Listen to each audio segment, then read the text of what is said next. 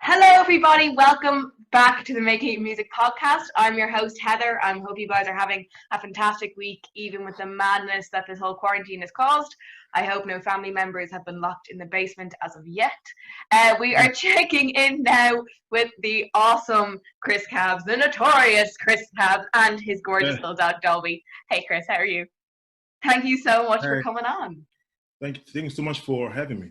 But I Pleasure. really appreciate it. I just want to throw out, like, a lot of people would know Chris Kabs, or definitely have heard the music that you have been involved with, produced, written, starred on yourself. Okay, hey Dolby. Chris is a veteran of the scene. He's involved in nearly every part of the industry. He plays it, he produces it, he organizes it, he writes it, with so many names that you would recognize. It's probably hard to count, including JyellowL, probably one of your really good friends as well, someone you work with Matt O, with Tomike, and with Tebi Rex, which is class, like you, or T-Boy Rex, what did I say? But that's like, you've just, this year especially, you've just really taken on so many artists. It's Right. been like, and while bringing your own stuff out, like you've recently just brought out like Sun Gun Shine, which is class, by the way. I love it so much. It's such a fun bop. You wrote that during this whole thing that's been going down. How have you been dealing with it? How have you been getting on? First of all, thank you so much for having me. I appreciate that, and I appreciate the opportunity to be here today, because I needed this just to be here and just talk. Yeah, need it. That's one thing. So, how do I deal with the whole quarantine? I've been very productive. You know what I'm saying? Yeah. I've been very on my grind. I'm used to adapt to things anyway. The same way I'm adapting to people's mindset, to people's, energy. The same way I'm also adapting to this new way of living, which we call a lifestyle. Man, we are basically, isolated. We can't go out. So what can I do? What can I do to keep myself alive? Bring the world into your room. That's what I did. I just took, I went back and dig back to the time where I used to be alone in my room and create. Mm-hmm. How back then I didn't have no audience or nobody knew me, like how was I living back then in my bedroom. So for me, nothing has really changed beside the freedom to go out frequently. So like I'm just working, making new music, creating sound, and like, then yeah. You have a big thing with your, like, when you produce, you have like basically your studio is in your house, it's all set up for you. I'm lucky to have been there a couple of times. Such a funky room. But you always bring people to you to write. But I've seen that, like, on your Instagram and stuff, that you've been doing kind of like Skype writing sessions with your artists. So you only, a couple of nights ago, who were you working with? I was working with Maka. Maka Music. Mike-Maka. So that's a new name, Mike-Maka, I think. We were just because okay, fair enough. I can't have no one come in. I can't have any new body in my studio. So now, how can I still working with them? So then I came up with this whole virtual work whereby I can just Skype you, FaceTime you, and let's get a job done. One way or the other, we still have to work. So Exactly. So Maka was my first experience that, where we just say, you know what, let's do this on Skype. And we did it. And it was actually a very successful night. Fantastic. Yeah, it was great. Do you think that with this whole COVID-19, and let's be honest, we don't know when this is going to be, like, we don't know when this is going to stop. We don't know when this is going to finish. They say 2 weeks, and then after 2 weeks, they say another 2 weeks. And that's fair. We can't blame anyone because no one knows what we're handling at the moment. So, but do you think that this is going to be a way people are going to have to go, the whole doing sessions through Skype and doing sessions through FaceTime and Zoom and stuff like that, of collaborating separately but on one project? I'm enjoying it, really. I'm enjoying it. I think it's like, for me, it seems to be more beneficial, actually, because sometimes I might not have the needs to have you there. Yeah, to me, it seems to be more beneficial to me, and it's working fine because as a producer, I've since quarantine, I got over 8 new jobs from the publishers, clients, from companies, and from artists. Because now that we have no shows, so the artist now needs to make more music so that as soon as we out, I mean, get it out. whatever. So now I've been producing, I've been mixing a lot of tracks. And for me personally, I mean, for anyone who have a computer and used to create for a service or for business, you're not losing anything really. I'm not losing it. I'm not really like I'm making the same money as. In fact, I'm making more now because of people at home and they're bored and they want to pay for music just to release. Yeah. So you being a producer is also a major big thing for you, because you were meant to be doing some pretty amazing gigs in the next few months that have been they've been cancelled. So like having this producer thing has really helped. I was supposed to be touring with Coolio. I was going to be there one show, but I was going to be there one too. I was heartbroken. I was supposed to tour with Coolio this month. I mean, April. Everything was planned. Everything was sorted. The money was everything was sorted already. And then, no, bitch, you ain't going nowhere. And no one's going nowhere. No one's going nowhere. Do you know, I was listening to this rapper freestyling, Cassidy, by the way, and he said something very interesting in his freestyle. He goes, COVID is only 19 and making everybody stay at home.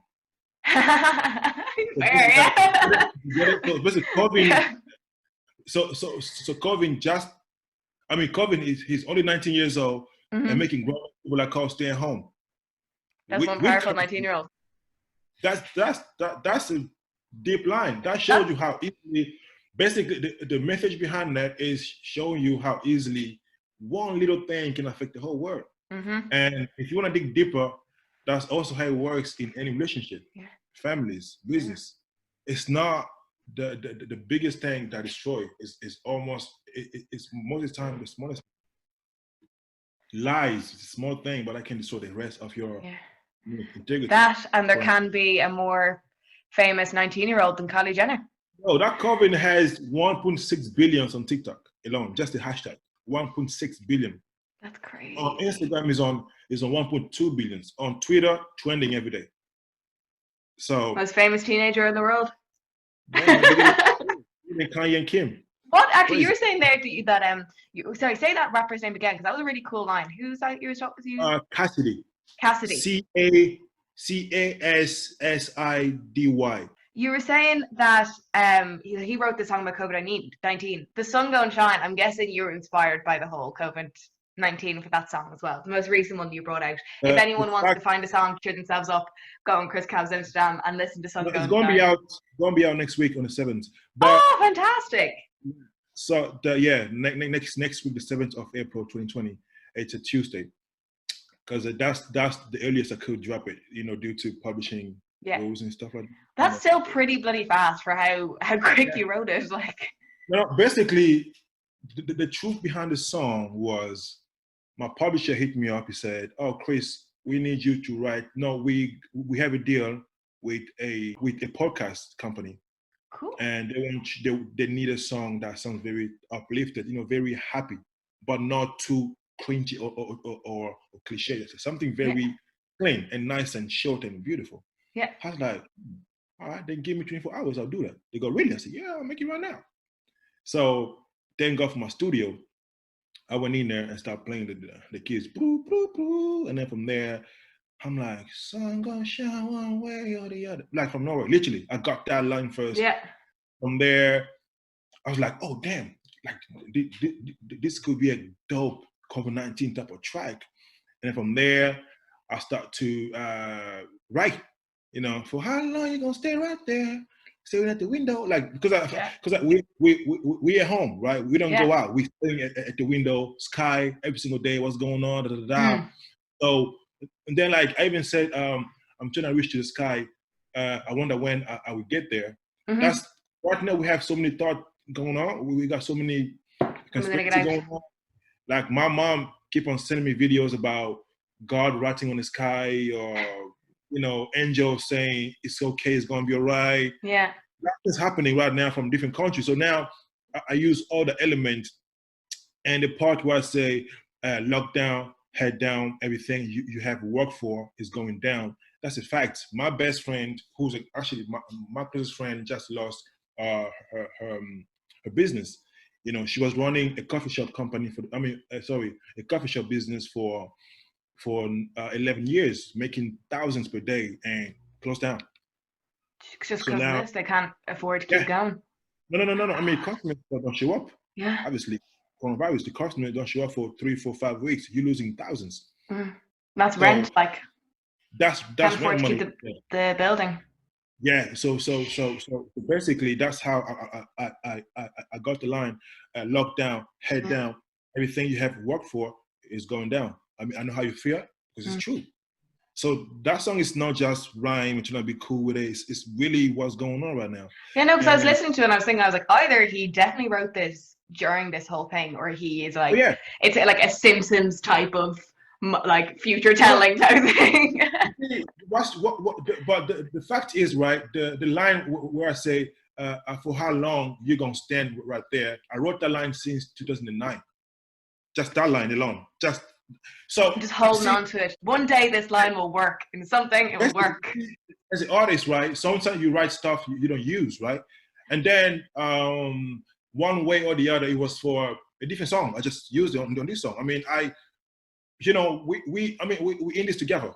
There's no one here say, yo, I got so much money, look at me in the car driving, I'm outside, nothing can touch me, right? Look at all my hand sanitizer and toilet roll. Like, I've got 3 roll of paper left. Issues. I mean, I have to go and buy one. So everybody going through the same struggle. I mean, your money in the bank won't do shit to you. So it's really either you listen or get affected and die. Simple as that. It's that simple. But the sun will come out. No matter what happens, the sun's gonna come out. Yeah. So basically, one way or the other, the sun gonna shine. It has to shine. It's important. Yeah. You know what I'm saying? I love that. It's such a nice little when I first heard it, I was like, this is very much. I love those type of songs that kind of just give you a bit of a hug from the inside. That's kind of like, it's just kind of like the song. You just feel like that song is giving you that warm feeling of like, you know what? Yeah, I'll bop to this and think it's gonna be cool and it's gonna be fine. I love those type of songs. Before we start talking about the stuff that your last singles and stuff like that, and maybe what gigs, and I want to actually ask you about where you began in music, really.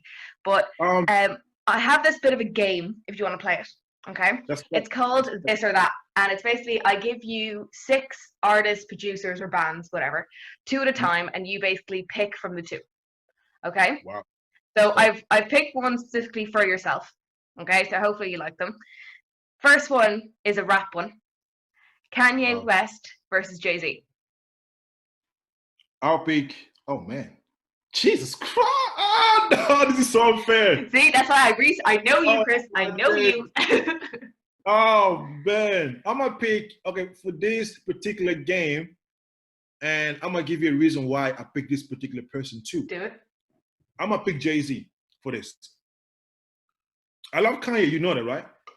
I know you love Kanye. I know you all love for Kanye. Okay, so look, people are coming to say, "Yo, that's a hard one. Damn, that's a hard question for Chris." I'm like Kanye guy. So, reason why I picked Jay-Z for this particular question, I'm gonna also explain for what situation I saw Jay-Z in this particular question. Jay-Z, he's someone. If I want to bring that to my level, is someone like me. Cool. You know, we are not just making music or trying to get this money right for our own belly and for our own self. We want to find a way to share the information, find the right people that we can share this with. So Jay-Z, so Kanye got introduced to Jay-Z through Demi Dash, I think. I'm not sure. So Jay-Z at the start, he kind of had doubt in Kanye based on how he used to look and how he was dressing back then. You know, like wear pinky polos and tight jeans. At that time, it was kind of funny to see a rapper wearing tight jeans, right? But then his talent spoke for him. And eventually Jay-Z saw, man, if I invest in this guy, we're gonna make a lot of money together, and also we're gonna go far. So Jay-Z gave a Kanye an opportunity. Like, let me just see how far we can go together with this particular guy. Yeah.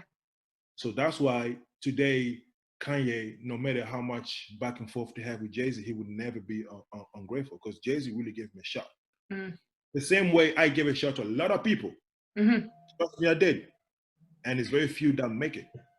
That's the whole thing in music, though, especially in a scene that's as small as the Irish music industry. Exactly. Like, you have to help each other out. There's no way you can make it through the scene being narcissistic and being like, no, it's only my music. It's like, no, the scene is way too small for you to be selfish like that. You have to help other people out. And if you have an opportunity that might not suit you, give it to someone else. Like, show someone else someone else's talent. Yeah, like the same way when I produce music, sometimes I'm on like a track, but I go, okay, this song is so great, but it's not for me. I'm gonna just call JyellowL, or I'm gonna call this other artist, say, yo, I have this track. What do you think? Do you like it? Oh yeah, shit, how much? And then I say the beat away, or I might give it away. And so Jay-Z, I picked Jay-Z because of that reason, because Jay-Z, he opened the door for multiple artists, including J. Cole, Rita Ora, Rihanna, Beyonce. Well, okay, next one, all right? And this one is because of your exceptionally smooth vocals, all right? I'm giving you an old style one here. Stevie Wonder versus Marvin Gaye. Oh, man. I'm going to go for Stevie Wonder. Yeah. Reason why I'm going to Stevie Wonder, because he doesn't give in any excuses. Yeah. Despite his quote unquote disability. Yeah. Actually, you're into conspiracy theories over the COVID-19. Do you, CHRIS KABS, believe that Stevie Wonder is blind? Oh man, come on. I mean, listen. I mean, how much are you making by lying for more than 40 years of your life? That's what I say. I meet people, they're so convinced. They're like, no, he is deaf. He can see. I'm like, why would someone pretend not to be able to see for like 50, 60 years? What's the gain of acting blind? Acting blind, you basically walking like this. I mean, like your eyes closed like this for what? I mean, to make money of being like this, seeing darkness. Yeah. Why would you do that? I don't know. Okay, and then the last one I have for you, okay, is a bit of a producer's one, okay? Now, I've got JyellowL versus the Neptunes. So Neptunes, for those who don't know, is Pharrell Williams and Chad Hugo. And they're kind of like the mix there. They worked on like a lot of they worked on the Lemonade album and everything. Yeah, JyellowL versus the Neptunes. I'm gonna go, that's easy one. I love JyellowL. But I'm gonna go with Neptunes. Yeah, I really like them. They brought out a lot of really good stuff, a lot of eclectic mixes of music as well. No, I love JyellowL, but the reason why I'm going for Neptunes simply because they are just like me, versatile. They can make a rock track today. Rock, what's the song called again? Break out. Yeah. Right. And then they go and make They produced the Trolls. You know the Trolls movie? They were the guys who worked on that album, making the happiest songs ever, and then they bring like these huge, like really heavy hip hop beats as well. Look at this song they made, "Wonderful Place." From that song, then they go and make a song called "She Wants to Move." Dun, dun, dun, dun, dun, dun. You know what I mean? Like, so they make music that they like. Yeah. And they can fit it in any type of genre, in any type of audience, in any crowd gonna love, because they want to be the artist. You want to be the artist, not just one artist that can only make one particular sound. Yeah. So that's kind of why I picked the Neptunes. Obviously, there are some producers who have an image and a cult. Okay, that's what they do. For instance, like if you go to Swiss Beats, like you will get nothing but hype. You will get just hype, like a bass, snare, and boom, boom, boom, boom, boom, boom, boom, boom. Yeah. That's Swiss Beat for you. Like that's what it makes. But then if I go to Timbaland, I know for a fact I will get heavy bass, heavy snare, and a bit of Timbaland voice in it. Yeah. But with Neptunes, you get the whole shebang in one place. So that's why you see when I produce my music, I have all these guys in my head, like they're up here. I have Neptunes, I have Kanye. When I work, I have everyone right here, and then I start creating. because they basically influenced my narrative in music. Mm. You know what I mean? Where was the beginning for you? Like, what was day one CHRIS Kabs music? Like, when did it start a lot for you? Sorry, collecting rubbish outside my god. But what was it? What was the first instrument you gravitated towards, or was singing your first instrument? No, congas was. Congas. No, I'm gonna tell you why. My dad back in the days, he used to be an investor in artists. He was investing thousands of dollars at that time for shows, concert, bands. That he was just say, you know what, I like your music. I want to see you go far. Here. I mean, I got pictures still where it was. That's amazing. So, and then after a while, he became a pastor, a preacher. So when he became a preacher, okay, before that time even, he was married to my mom. And my mom was a choir leader. Basically, they both were choir leaders, so they met up in church. So do the math, okay? So they both singing, obviously, the rest is me, right? So then easily, I got influenced by music. And my whole so it was family, around you constantly. Basically, like my whole family are musical. We're talking mom, dad, aunts, sisters, uncles. We all played or do something with music. So obviously, me being the only boy at that time, the only son, I was so spoiled that my dad bought me whatever I needed. And my first instrument that he got me was a congas. From congas, I remember we had this huge house, which by the way, we still have, and we had a cave. So in that cave, my dad had all types of instruments. We're talking whatever you probably saw somewhere, we had it. So I used to sneak in there and just try different instruments. Like just try synths, try a bit of sticks, drums, basically. And then through that process, I started to find interest in congas, just the conga sound of it. And then from congas, I got into synth, piano. So, and from there, at the age of 14, I remember back in the church, my dad asked me to lead a choir because no one could do it better than I. I mean, I didn't know that I could do it. He goes, yo, look, I want you to go and lead this choir. We're talking grown-ass singers. And I was going to start doing this. I'm like, what's going on over here? Yeah, I was leading. Go for it. Like, I mean, leading a choir. I mean, imagine being 14 and you leading grown daddies and uncles. That must be such an amazing feeling, just to have like it was so many voices, you leading so many voices. Like it was, and people used to give him a lot of respect. I mean, they still do, but the fact that you were like 15, 14, leading a choir, people do respect. Like, okay, this kid got something, right? Yeah.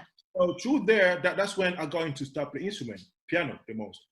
And from piano, it led me from knowing, okay, how can I add more than one sound? How can I add drums on top of my piano? And back then, I remember we didn't have no crazy computers. We had cassette tapes. I remember I used to have like 4 tapes with one cassette, and then I was playing one instrument on this tape and the other on the other tape, which made it 2 instruments in one.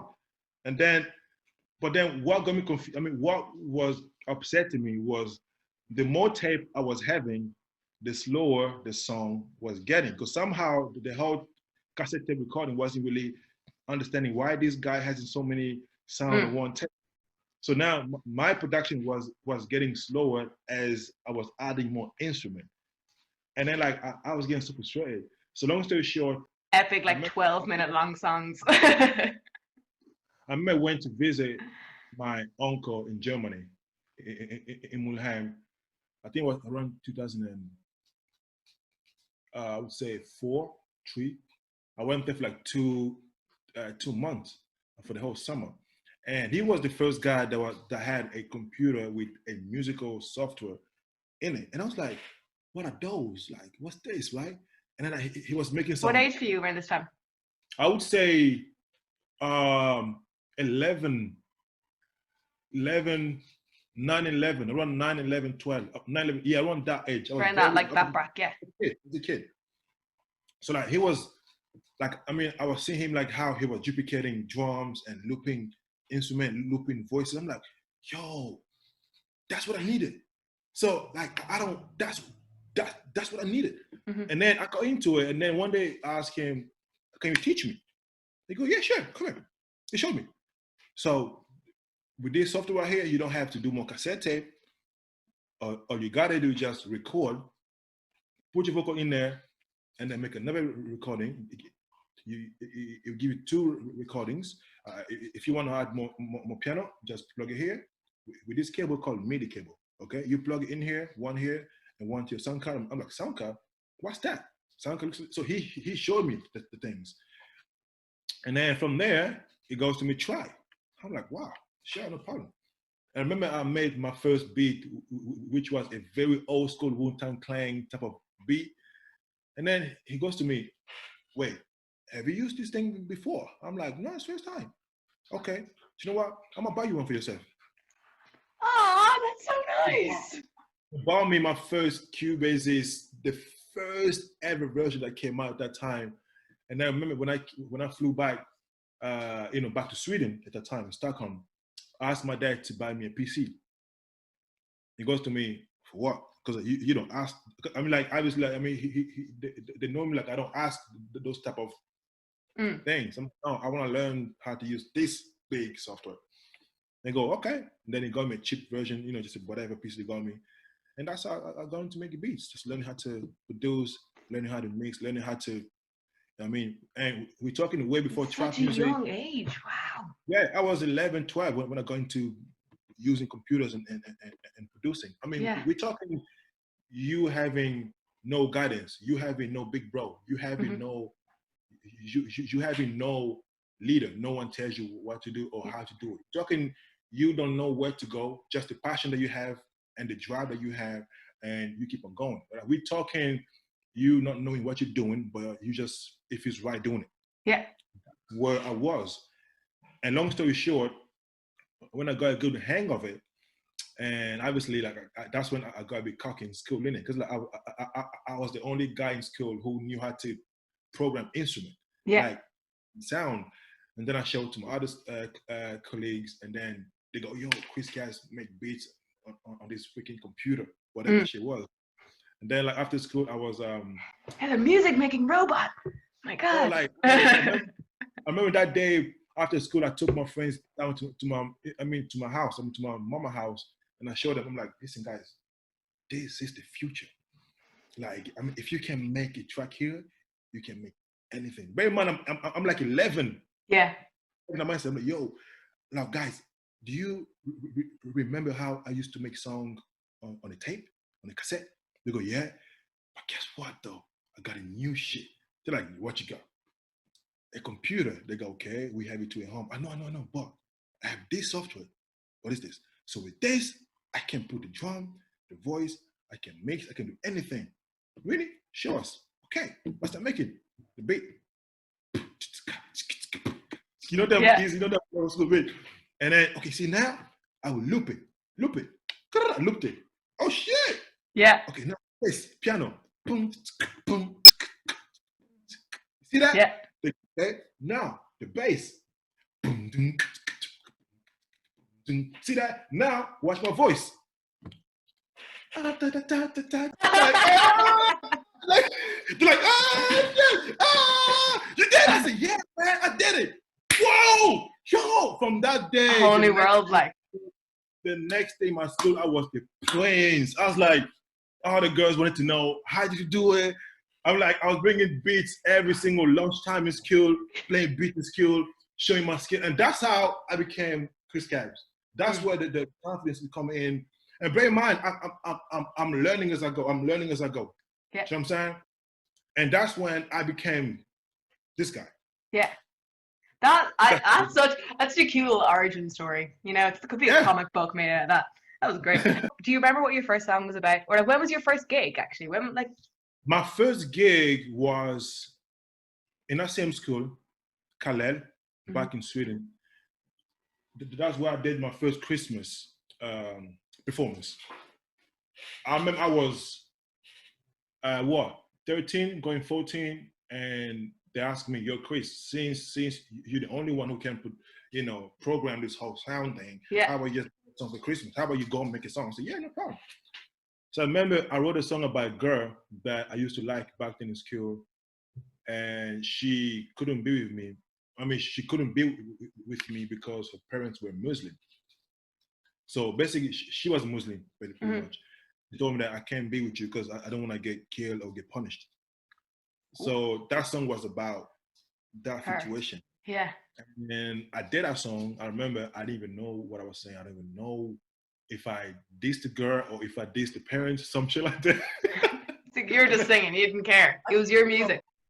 Yo, so I wrote the song, and then I got everybody. I got standing innovation, and that's when I started to gain my confidence and bear in mind, you don't have no mentor. You just do what you feel right to you, and you know that's how I got into producing and composing, and yeah. That was like coming from growing up in Sweden. Did that have a profound effect on you? Because a lot of the modern pop sound that we know is from Sweden. Like a lot of like Max Martin, Avicii, Jens Pop, Robin. Like there's so many Shellback. There's so many amazing Swedish producers who brought that pop sound that we know, like that we're so used to. They brought that sound over to America.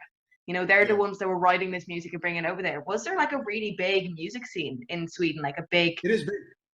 It is big. It is super big. And they don't care about... babe. Yeah, I know, right? And they don't care about singing.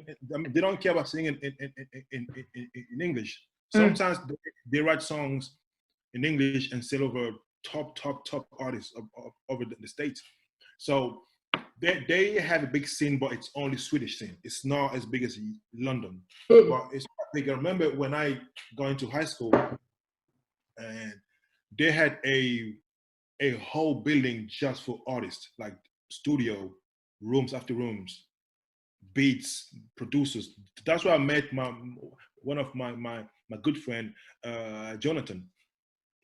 Now he's not working for a private plane company, but back then he was doing beats. That's when I got more into beats, because he was making the beats at that time. Yeah, I mean, Swedish is a good place for music. Yeah. And then you moved over to Ireland. What was the thing that pulled you over here?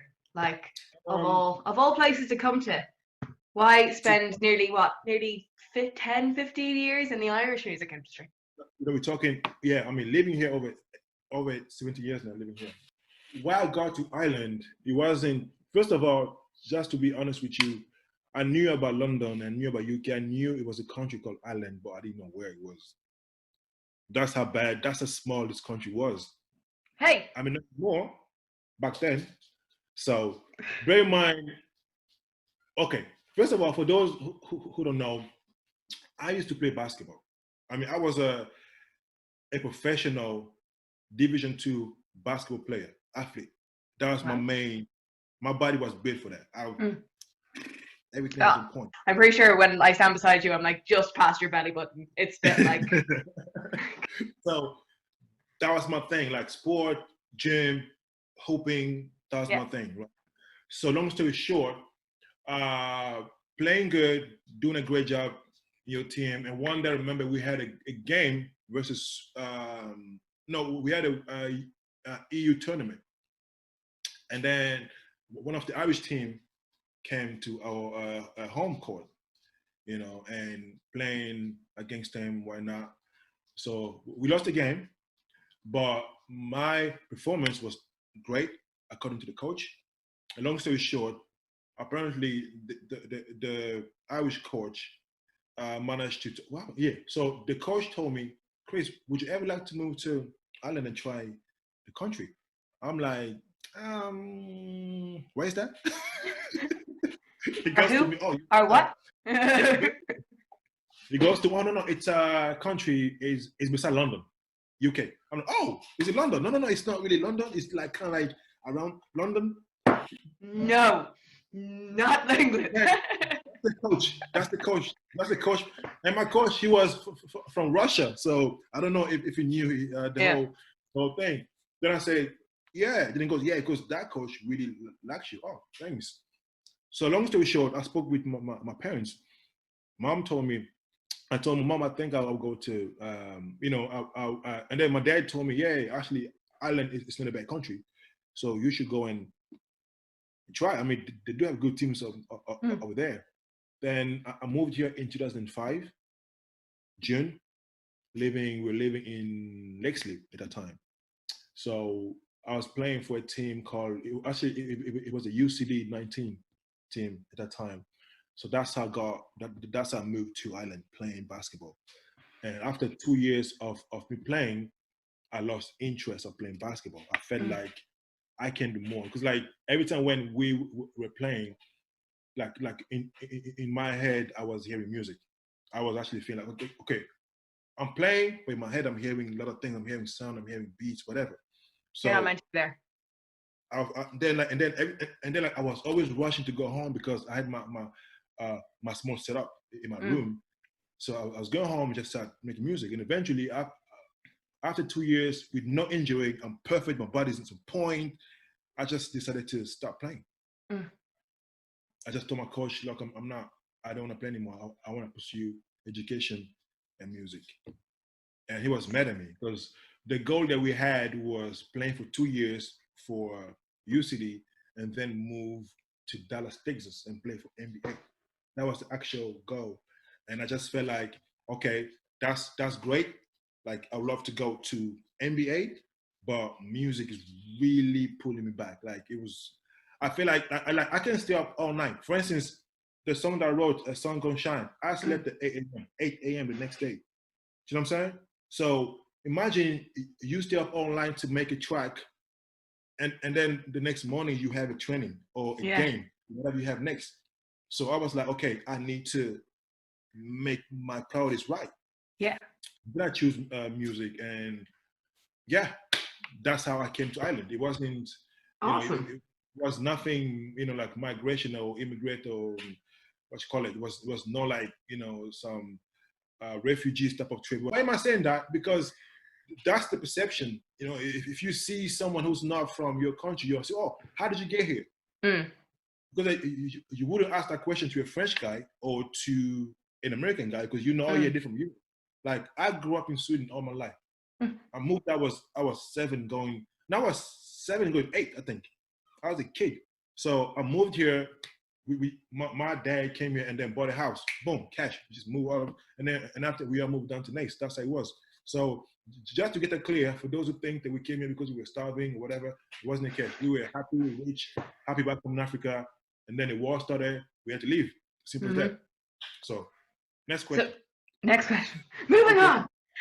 So we'll probably wrap up soon enough. I want to give you this time basically just to shout out what you're planning to do over the next little while. Are you planning to do any maybe like live concerts, like any Instagram live gigs? Did you ever think of doing anything like that?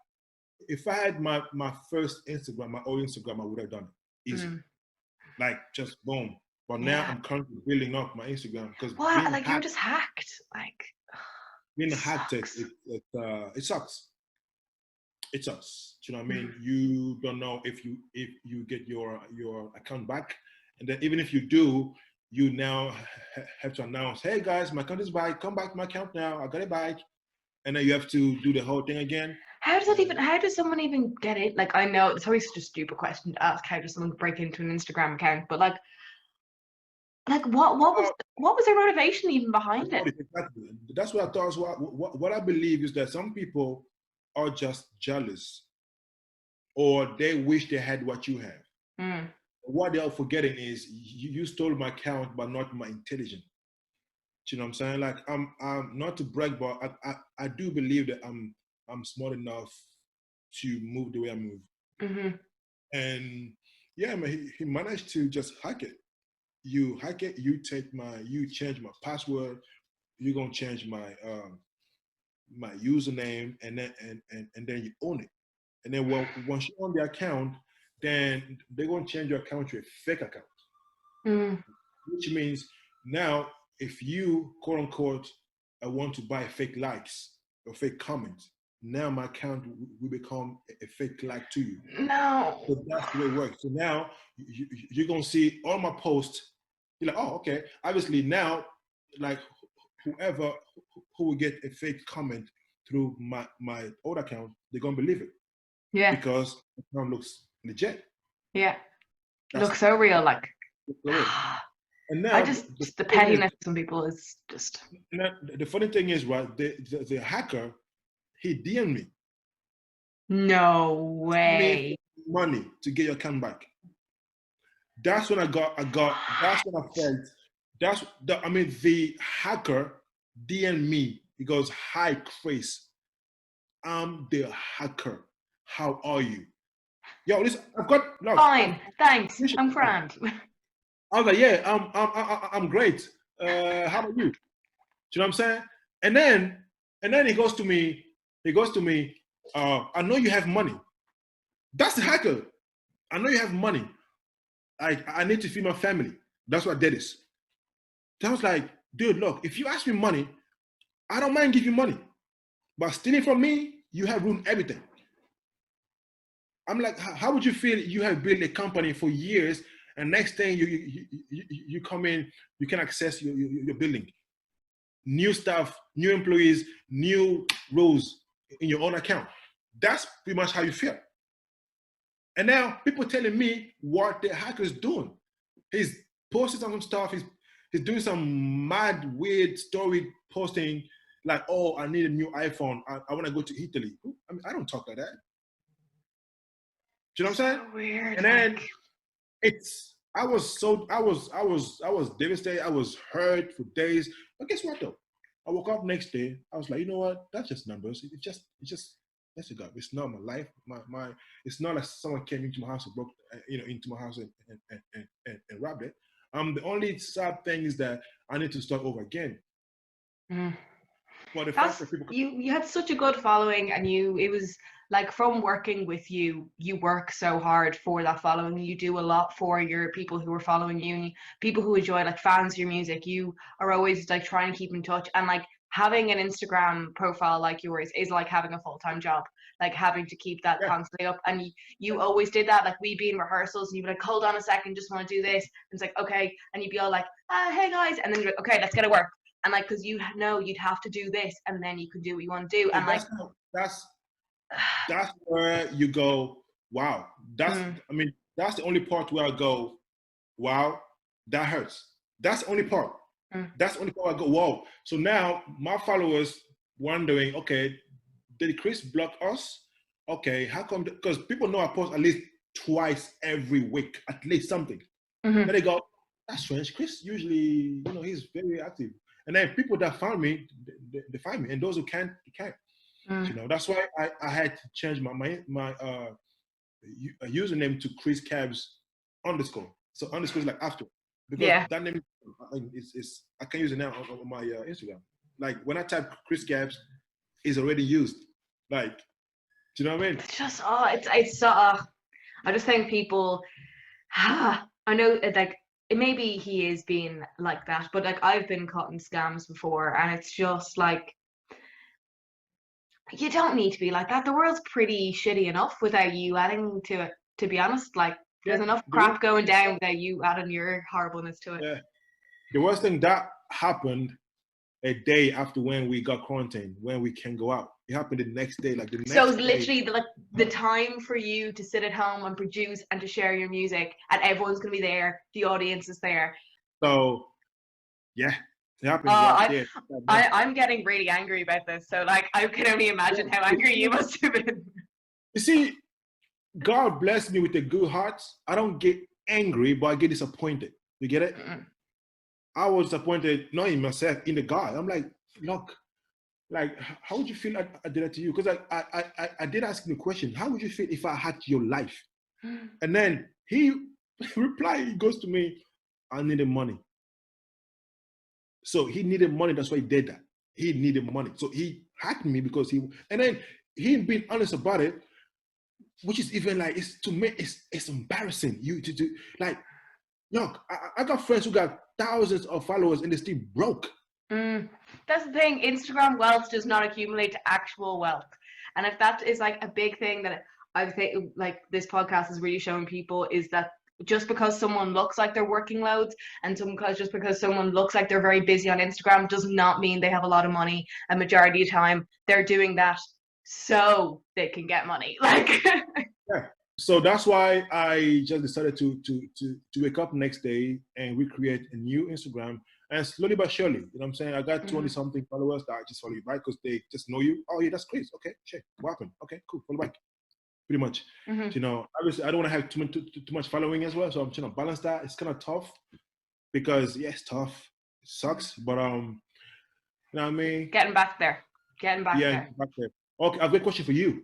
Yes. So how do you manage to, I mean, how do you deal with it with your quarantine so far? This is weird. I'm getting asked a question. Oh yeah, grand. I have been writing away myself, which has been fun. Writing away with my housemates. Brought out my own little happy chirpy song.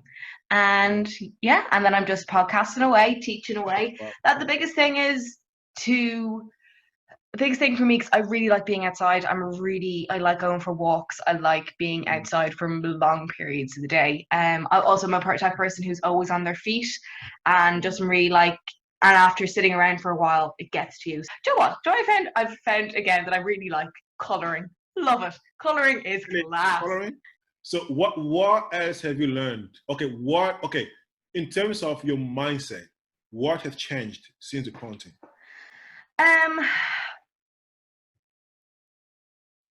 All right. Since the quarantine, it's not really a change in mindset. It's kind of a reassurance of mindset for me. Yeah, because for me, I try to go through my life every day. And Chris, you know me. You've hung out with me a good bit. I like to be as nice as I can. I like to be as friendly and as kind as I possibly can be. I think that the world is pretty bad enough without people going out to hurt each other. And so I try to be the nicest person I can be. I try to do as much as I can. Like when the whole thing quarantine broke out, the first thing I did, wrote a note, stuck it on the post box at my apartment block, and was like, if anyone needs their food delivered or anything like that, let me know. Put down my number. I've met like 2 people in my building, but of course I do that because I don't mind doing that, and I'm seeing it happening more now. And I'm really hoping that this quarantine is really going to open people's eyes to the fact that we are pack animals and we need each other. And as much as this quarantine is us being separated, we still need each other, even as separated people. And I hope when this all comes out, I hope we're kinder to each other. I hope we're kinder to the planet. There's dolphins swimming up the canals in Venice. It's amazing. Like, I just hope that this whole situation just teaches people to be kind, because that's the only way to get through life and to actually help each other out. So that's my thing, is a reinsurance. Also, what I've learned, me personally, is I've learned how simple life is and how simple life is supposed to be. That's one thing I've learned. I've learned that technically, logically speaking, we don't need all these things that we had. Do you know what I'm saying? I feel like people were just moving mad because we had all the freedom to do what we had based on the access that we had. I feel guilty myself how I used to live my life, you know. Oh yeah, you know, if I want to go somewhere, I go. If I want to buy this, like even though I don't need to buy it, you're gonna buy because you just want to buy it. So I'm saying, oh, let me go date because I like that girl. Just taxi or Uber or drive down to the girl and you guys meet up, because you had the freedom to just move without even thinking twice about certain things. I have so many clothes that I bought that I only wore once and then I lost it. So this whole quarantine basically helped me to realize how simple life's supposed to be. And how also helped me to you know what I mean, to reorganize my friends, people, to reorganize my time and my priorities. Like I'm enjoying this talk, by the way, because that's what people need to hear right now. I feel like if everything were quote unquote okay the way it used to be, right? By now we were just doing some other shit that wasn't even necessary. But so for me, I'm very appreciative of the quarantine currently, because I've learned the value of just to be honest, transparent, and prioritizing. Like, yo, like, I know being so clean, so organized, before, because now I have time to do so, and I have time to think about what does Chris really, really, really need. So that's one thing that I want us to learn. But one thing I've always learned from you, even though you don't notice, is your good heart. People don't see, people don't realize those things until, God forbid, until someone passed away, and then says, "Oh yeah, she or he was a good person." You know what I'm saying? I'm gonna give you roses now because you currently right here. So your roses are that you're an amazing person. You don't have to do this whole podcast. Like it's not needed. Like, no, I mean, I got people watching me right now. Like, I'm saying again. You know what I'm saying? You are a Hey great everybody, person. I'm Heather. Hope you having a great day.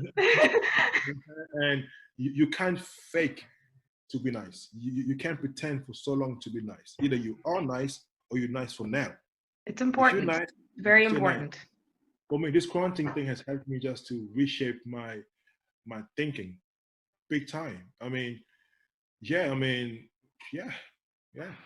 Well, look, I'd really actually love for you to come back on the podcast another time, because we've talked loads about the whole virus, and I really liked having this talk with you and learning the origin story of CHRIS KABS. But I would love to have you back on again. I still have so many questions to ask you about your music and about your opinion of someone who's been in the scene for so long. So hopefully I can have you back on again before maybe even before the quarantine's out. If you're around, if you want another chat, do let me know. But thank you so much for coming on, Chris. Thank you. Like, really appreciated it. And talking to you always kind of gives that nice little happy bubble in my stomach. So thank you so much for coming on. Thank you to Dolby as well for her little interruptions. She's so cute. This has been the Making It in Music podcast. I want to thank everyone for listening in, who listens in every week. Check us out on Instagram, Facebook, Twitter, and the likes. Make sure you check out CHRIS KABS.